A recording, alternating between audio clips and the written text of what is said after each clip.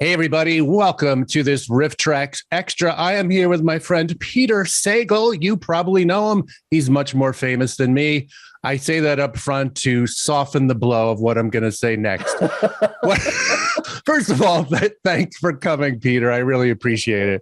It's my pleasure. I knew this day would come, and now that it finally has, I'm facing it with surprising equanimity. Do what you will, Corbett. Yeah, this is, we are here because we just released the movie Savage from 1997, sometimes 1996, depending on what database you use. And Peter wrote it, or at least part of it. Sure. And I was surprised and fascinated. It's not that I haven't been involved with a lot of schlock myself as a writer and otherwise, but it was really cool and interesting. So we told you that we were doing it, and you said something to the effect of, "I knew this day would come. I knew one day you'd find this movie, and I would see it being riffed. And I have nothing to say in my defense. It more than deserves it, and I feel like I've been discovered." Okay. Well, we both were young writers. This is how we met, as playwrights. That most lucrative of professions that we both made money to retire on. Oh, God, let's face it. But how did you come to be the writer of this? You were living in LA, right? I was living well, no, I wasn't. In fact, this is one of the weird ironies, Bill, that I wrote it during the period in which you and I were ostensibly living and occasionally working together in Minneapolis. What had happened was right before I did live in LA for 5 years, pursuing a career as a writer. And before I left, I did two things. I wrote a play, which, among other things, was what got me that fellowship in Minneapolis and led me to meet you. And also it was shown by a mutual friend to a writer-director named Avi Nesher. Now, who is Avi Nesher? Avi Nesher was an Israeli, he still is, as far as I know, he's still around. He's an Israeli movie director who made this movie. I had to look up the title. That I went to a screening of. And it was really good. It was a movie he made in Israel, and it was about these Jewish, well, for lack of a better word, terrorists who fought during World War II. Apparently during World War II, if I remember the story correctly, the Irgun, the general Jewish resistance to the British regime, they gave up the fight, but these guys didn't. So it was this really cool story about these zealots, and it was action-packed and good in every way. And I went to the screening, and I was like, "This is great." And he had read my play, and he said, "I really like your play. You're a great writer." And at the time, he made a movie. I'm sorry, let me back up a little bit.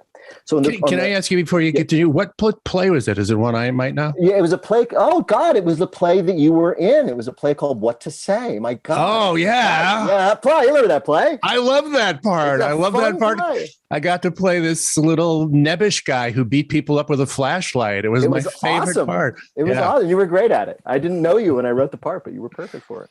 So he liked it too, this guy. And he, at that moment, when I met him, and this is around 1992, was in this sort of flush of success. He had made this movie in Israel. It had gotten huge international acclaim. And he had been brought over to Hollywood with the promise of becoming a big Hollywood movie maker. In fact, he once told me that he sort of came over with Verhoeven, who had a similar career. He made movies in Holland. They were big success. Come on over to Hollywood, you foreign guys, and make movies. And the way he put it was Verhoeven was given RoboCop, and he was given the movie Time Bomb, which, by the way, you guys should do. It got made in some fashion? Got made. I've seen it. It was a starring vehicle for Michael Biehn. Oh, yeah. You may remember as the hero of Terminator. Yeah. And it is not good, Time Bomb. And so when I met him, he was already on a downward slope. Or dude, it feels unfair that Verhoeven got to do cool stuff and retain some of his aesthetic, and your guy. Yeah, my guy got time. And keep in mind, though, this was his version of the story. So who knows? It was like that. Right. So in order to recover from the disaster of Time Bomb, by the way, you shouldn't put the word bomb in your movie title, just as a general rule. You are tempting the fates. Yeah. He then decided that he was going to write his own scripts because the Time Bomb didn't work out. So he wrote a script, and it became a vehicle for Drew Barrymore, of all people, who in the early 90s... Did she know that? Yes. Okay. She was in the movie. Oh, the movie is called Doppelganger. And it is truly, truly awful. All right. We got two on the boards already for us.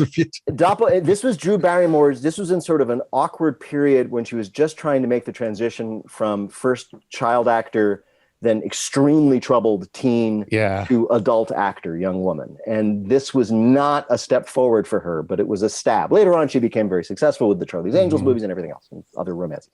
This is very, very bad, this movie. And that didn't work out. So now he's still scrambling. He still wants to be the big Hollywood director. So he calls me up. He says, this is what we're going to do. He says, we're going to make some genre movies. And Peter, I like you. Why don't you come out and you'll write a genre movie for me? And I was like, this is my big in on the movie business. So I flew out to LA and spent like a month sitting in a room next to two other writers who we had also selected. And we were each writing different movies. And he was in the front office. And he would be on the phone all day calling up people and saying, well, yeah, I got the movie. They're going to be great. Yeah, all we need is this. All we need is that. Sort of like, schmoozing and whatever and trying to get these things together. Well, he tried to get an old-fashioned studio writer's room going. Right. He was at this point, he had given up being the next Paul Verhoeven. He had given up being the next, I don't know, writer-director of thrillers. I don't know if M. Night Shyamalan hadn't come upon us, but that sort of genre. And now he was trying to be like Menachem Golan, right? Another Israeli guy. Yes, I know them. Golden Globus. And Golden Globus, right? He was trying to be that guy. And I wrote a movie that I actually kind of liked. It was sort of a virtual reality adventure that never got made. But it didn't happen, but he liked my work on it. So he called me up a year or so later and said, I got another one and you're my guy. Those other two writers forget about him, but you're my guy. You're going to come out. I've got this guy. This guy is the next Jean-Claude Van Damme. He's the French Jean-Claude Van Damme, and we are going to write a vehicle for him. And you and I are going to do it together. I was like, all right, this is great. This is my collaboration with Avi Nesher. Mm-hmm. The new Jean-Claude Van Damme was a guy named Olivier Gruner. Yes. You know his work now. We've spent a lot of time looking at him. You spent a lot of time with Olivier Gruner. And Olivier Gruner was like, if I remember correctly, the French national kickboxing champion or something. What's Savate? Is that the, or is that something different? I have That's no like idea. the French martial art, as I French martial art, Savate. Yeah, Savate. Cool and sort of existentially, despairing while you kick people in the face. I have no idea. So it's like, we're going to write this big vehicle for Olivier Gruner. And apparently Olivier Gruner in Avi's telling, because he was a hustler like you would not believe, because Olivier Gruner, the French Jean-Claude Van Damme, was going to be in the movie, this one was going to get made. That's why he is going to be a big opportunity. By the way, I just realized that I celebrated my 30th birthday while living alone in LA in I can't remember where it was, some friend's spare bedroom. One friend of mine came out and joined me for a drink on my 30th birthday because I was out there writing this movie. At any rate, the way it worked was this. We all go to this office that he rented. I would sit in one room and work on the script, and he would sit in another room and be on the phone.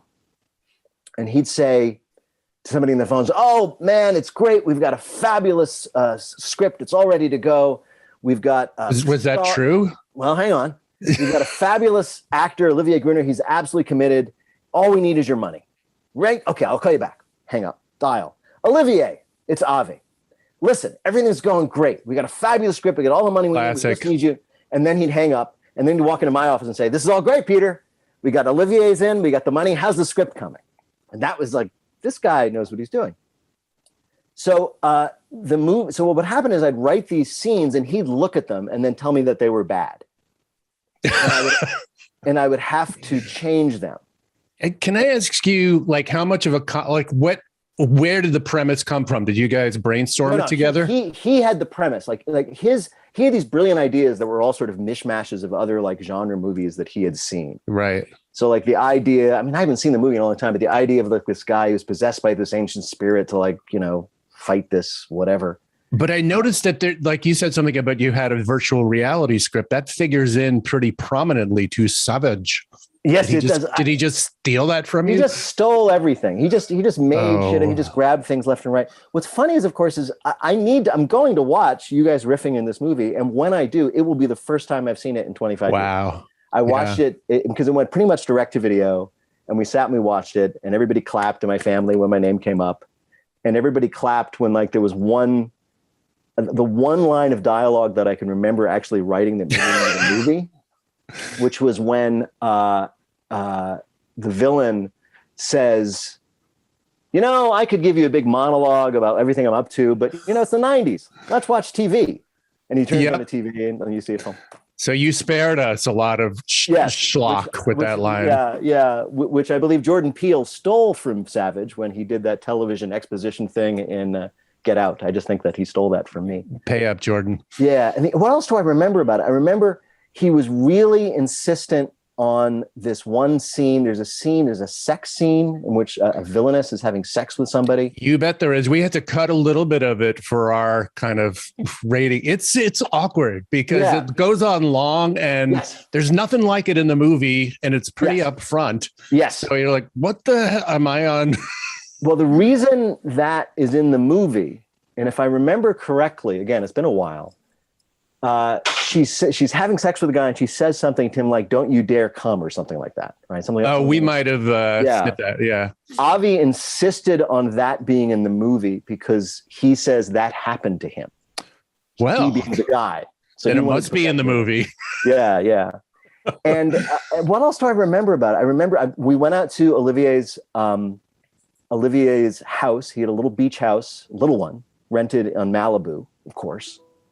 And I remember going out there and trying to talk to him about, we're thinking about this kind of film, and what do you think about that? And what do you think? And he just looked at me like dumbly, like, "Hello, I am a French kickboxer. And even though I have this very sophisticated accent, it is merely my national origin. I am not actually that intelligent." Well, he does seem unusually. I mean, he seems like a real lunkhead, even given the curve he's on. Oh God, I also remember this. Oh my God, no! It's all coming back to me. Okay, so Olivier's English was limited, and Olivier's English, among his limitations, was like a lot of French people, he can't really handle the letter R in English. Because, of course, as you know, in French, it's or something like that. And I just remembered this. I forgive me if whoever you are, who shared an office with me. Remember I said that we had written 3 movies, me, one person to my left, one person to my right, like 3 monkeys. One of those movies got made, not mine. And in that movie, he plays an android, Olivier Gruner. And it's about his emotional range. I mean, about his emotion. Yeah, no. And the heroine who he is tasked to protect, in the way that androids often are, was literally named Nora Rochester. What? So throughout the movie, Olivier Gruner, which I saw, which is terrible. I don't remember the name of it.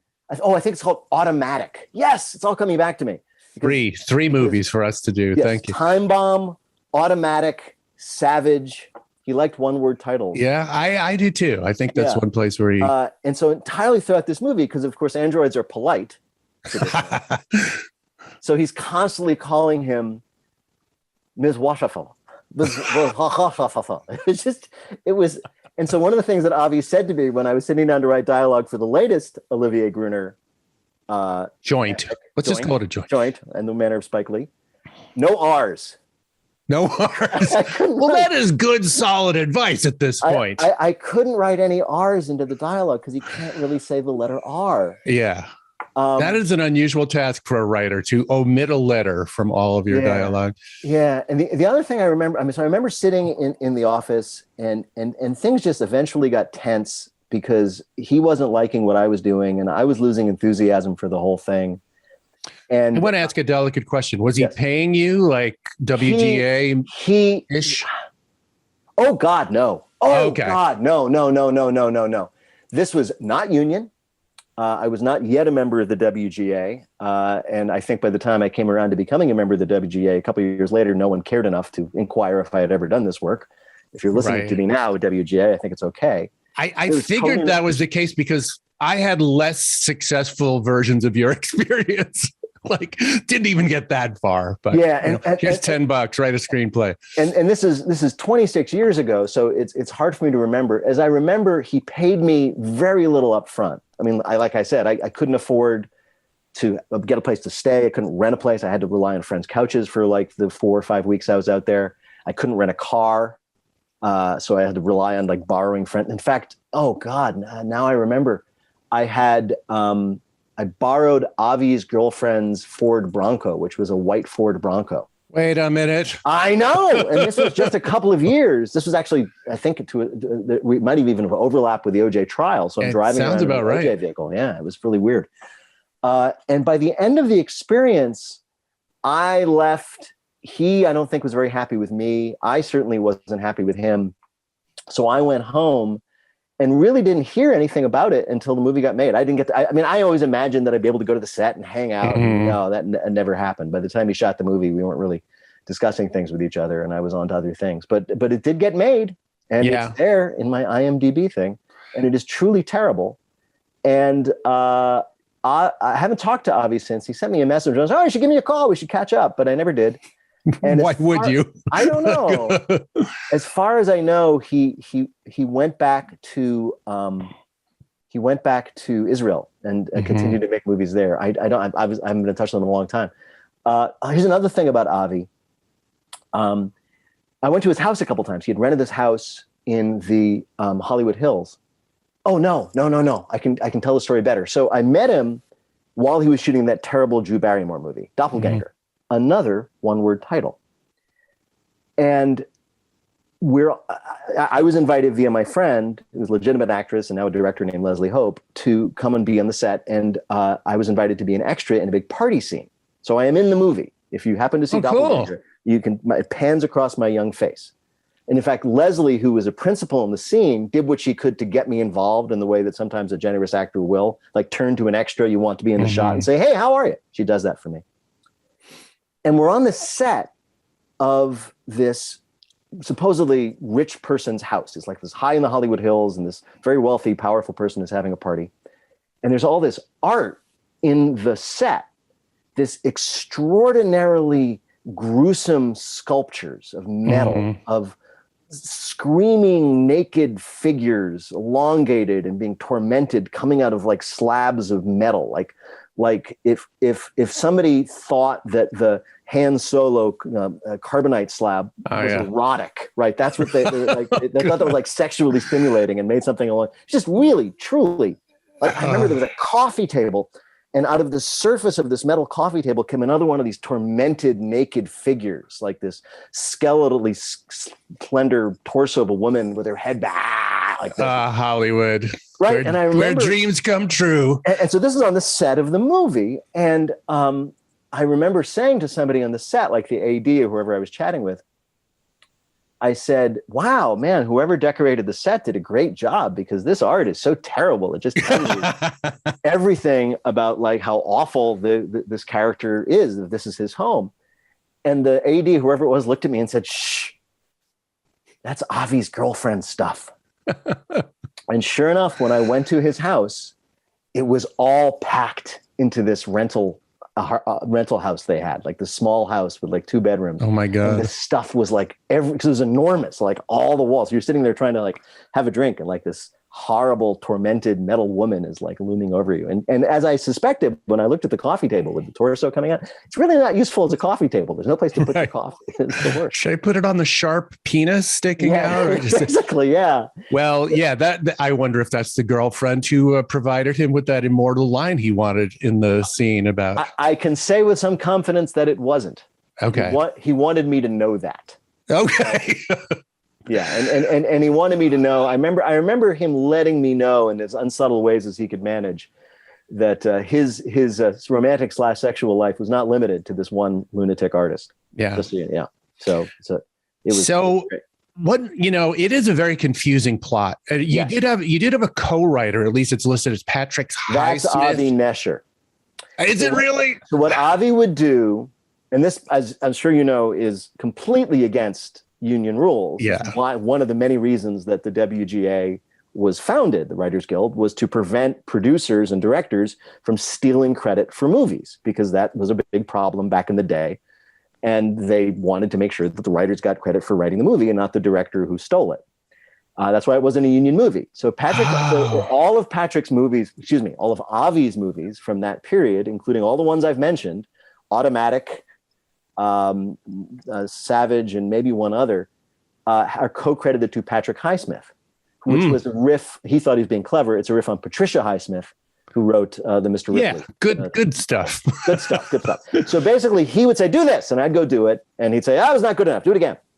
Are you speaking as Avi or Patrick right now? I'm speaking as yeah, exactly. And then he would take credit. And the thing that bothered me most about it was he took first credit. Right? Yeah. Because as you know, that means something. It really does. First is the primary writer, and he took that, and I was like, "You son of a bitch." But anyway, do you know the movies, the Billy Jack movies? Yeah. They did that too. It was Tom Laughlin and his wife, who was the co-star in the movie, and they had screenwriting, directing alter egos. That was I mean, and then of course, there's the famous. Like the Coen brothers have a fictional editor who edits all their movies when it's really them.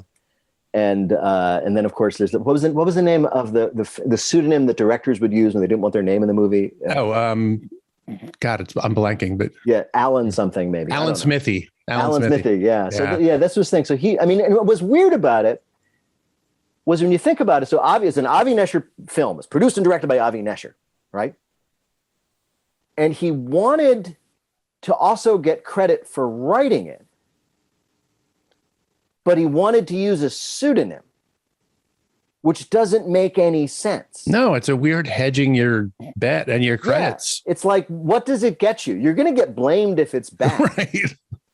And if it's, it's like, it's bad. No one's going to say, wow, that movie Savage would have been brilliant if it weren't for the contribution to the script of this Patrick Highsmith guy. No, I mean, right. It's like, no one's going to, so it's like, he just wants to take away my, and as it turns out, other writers' credits, or diminish our credit. And he used a pseudonym. It was only for his own ego to know. So Patrick Highsmith was something to beat you over the head with, basically, and take your money, and your credit. Pretty much, yeah. It's called like a Patrick Highsmith picture show too, which implies this jaunty, eccentric. I think that was his idea. I mean, remember, as I said, and to be honest, as I remember, he had come over as a kind of golden boy. And if anybody ever wants to find it, the movie Rage and Glory, which he made in 1984, which brought him over, is really good. So he came over as this guy who was going to make really good, intelligent action thrillers in Hollywood. And every attempt it was worse and worse and worse. Yeah. So by this time, and he never gave up. I will give him that credit. He never gave up. He took my credit. I'll give him this credit. And so by that That's not how it works. No, by this time, by like 1990 is where we are now. Like mid to late 90s. Yeah, 1990. By this time, no, 95. Like I said, I was there for my 30th birthday. So 1995. So by this time, he had hit upon this idea that, like I said, he was going to be a Menachem Golan type guy. He was going to be a guy producing these movies, these genre movies. And these genre movies, which would be cheaply made, would get out there and there'd be big hits. And he would able to, then use that to rise up the ladder again in the way that it often happens. I mean, how many times does these days, some person make a brilliant independent movie that's a big hit, gets sold at Sundance, and the next thing you know, they're making the next Marvel movie. Like the guy, Colin Trevorrow, who did the Jurassic Park movie. He was like tiny little movies. Yeah. And they love that because, oh, wow, we can get this guy. He's very talented and he'll take a relatively small amount of money to make. And we can push him around like hell. Exactly. So that was his plan. I just read my friend Adam Felber just co-wrote the memoir of a low budget movie maker whose name I can't remember, Charles something. I'll look it up in just a second. And this guy who made these low budget, Charles Band is the guy. And this guy, when you read his memoir, at least, he loved these genre movies. He loved everything about them. He loved making them. He knew exactly what they were. He had no ambitions to do anything else. He just loved grinding out these exploitation movies, these shock horror movies. He just loved it. That was not Avi. Avi was someone who always had his eyes on the prize. And I think that's why the movies are not good, is that he was always just thinking, if I can just get this thing out there and the kids like it, I'll make enough money that I can get back to where I want to be. And I think that shows. Well, even in this weird movie, not a good movie, as you yourself would say, there is sort of like there are little pretenses in there, and apparently they're all his. Since you only got one line in the movie, and they're about the nature of death and time, and that was sort of my stuff. I mean, you know me, I'm another Ivy League asshole, so I was trying to invest it with this kind of stuff, and I'd have to see the movie again. Yeah, I think the best way to see the movie again is to watch it with you guys, which I'm looking forward to. And who knows, maybe I would be able to come back and say, "Oh yeah, that was mine. I kind of thought of that." Okay. He also. I mean, keep in mind, Avi. He was also very pretentious. He dressed all in black. The first person I've ever met who did that. He had one outfit, he had black jeans and a black t-shirt every day. That was his thing. He was an artist. He was a filmmaker. He was a cineast. He was the smartest guy he knew, and he was going to make it big. And I imagine that he thought that he was trying to, I think that he thought he was making, well, maybe I'm wrong. Maybe he thought he was going to like invest these movies with intelligence. That it just didn't work. I'm a little sympathetic. We've all played in that zone, you know? Yeah. You think, well, I'm going to make a genre movie, but I'm going to make it really interesting. John Sayles managed it, you know? Yeah. You know, have you ever seen what Battle Beyond the Stars, man? Yeah. That's great. But Piranha and Alligator, like just junk movies, but really well done. Yeah. I think Avi's problem in the end, and I'm too old now to have any hard feelings toward anybody, but with a couple of exceptions, and you know who they are. But they're me. Okay. Okay. My feeling right now, that asshole Hatcher. My feeling right now is that he just had his eyes on the next thing, and he kept thinking to himself, if I get this movie made and it gets out there and it gets a good return to the investors, people will give me more money to make more movies, and finally I will start making really good movies that I want to make in Hollywood. And it just didn't happen because I think he wasn't really loving the thing that he did. Yeah. So you met Olivier. Yes. Did you meet his co-star who was Cary Grant's daughter? Do you remember that? No, but I remember hearing that she was going to be in the movie. It's like we got Cary Grant's daughter. I have screen credit on 2 movies. If you look at IMDb as a writer, one of them was Savage. The other, of course, somewhat famously, Dirty Dancing Havana Nights. Yeah. And sadly, I never got to go to the set on either of them. Oh, okay. And it makes me sad. At least with Dirty Dancing, I got to go to opening night at the Cinerama Dome, and that was kind of fun. Oh, the best. But by I mean, part of the reason I did it was I'd always wanted to like hang out in a movie set and like be the guy hanging out and meeting Cary Grant's daughter and watching Olivier Gruner kick people in the face, and it just didn't happen. It's a little weird on the timeline to think of her as Cary Grant's daughter because she's a very young woman in this movie. Yes. And it was like in the late 90s, and you kind of put it together. I learned that he had her when she was 62 years old. When he was 60. No, sorry. Yes. When he was 62 years old. So yes, exactly. Which is something that I cannot at this point criticize. Right. But with Diane Cannon. Wise life choice. Cary Grant. Yeah. With Diane Cannon, who she looks like quite a bit. Yeah. And whatever, did you guys look up whatever became of her? What was her name? Something Grant? Jennifer Grant. Yeah. It feels, as I remember, I didn't do too much, but it seems like she's got a lot of money. Her dad did very well, was on the boards of a lot of corporations. Something of a career, that woman. Yeah. And I think she's does a lot of philanthropy, which is not bad. You know, got out of the Olivier Gruner business. Yeah, no, I think according to IMDb, I'm looking right now. She was in Beverly Hills 90210. Oh, yeah. Well, then probably some dev head probably knows her. And she was in as recently in 2015. She was in Ghost Squad. Oh, that does not sound good. But I mean, she was great. She was fine in the movie. She was the least of the problems. Yeah, she was. It was. Yeah. Oh my God. Yeah. We started doing impressions while writing this of Cary Grant, like she's in something called Savage now. It sounds smashing. It's about a kickboxing caveman. Pretty much. Yeah. Peter, I should let you go. I want to thank you so much for telling your story. Oh, it's my pleasure. And have you guys released this? No, it's about a week or two away, I think. Right. And I'll probably release this after, people get a chance to see it. And you're not doing one of your live events with it, are you? No. No. Okay. Well, make sure that I get to see it. Okay. I will send it to you. That would be awesome. Thanks. I got to go. Thanks so much. Rosh Hashanah dinner, man. Talk to you. Give my best. Oh, happy holidays. Oh, sorry. Hang on. Yeah, it's the family's coming over. Mara's family. Awesome.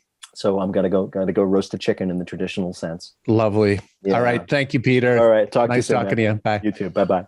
It's time for RiffTrax.